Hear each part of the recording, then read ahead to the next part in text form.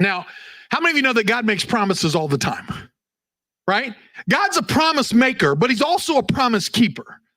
But what I've learned about God is that God's promises almost always come with a premise, which means there's something that you need to do in order to activate the promise of God. Let me give you an example. This is my favorite example. Matthew chapter 6. Jesus is talking to the disciples. They're afraid, and he says to them, somebody say if you'll seek God and his way above everything else, then, somebody say then God will provide everything you need. If you put God first, then he'll give you everything you need.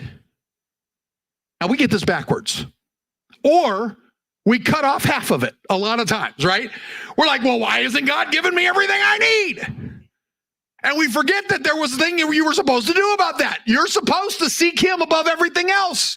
And when you're so busy making treaties with the things in your life that you hold on to for dear life out of fear, there's no way you can put God first.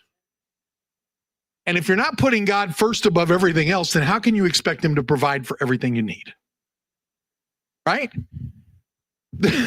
God will provide for every need you have if you put him first. There are promises like this all over the Bible. And the problem is that we continue out of our fear, out of our discomfort, out of our impatience to sign the treaties, to make pacts with people and things in our life that we elevate to a place, to a point where they become idols and they become more important to us than God.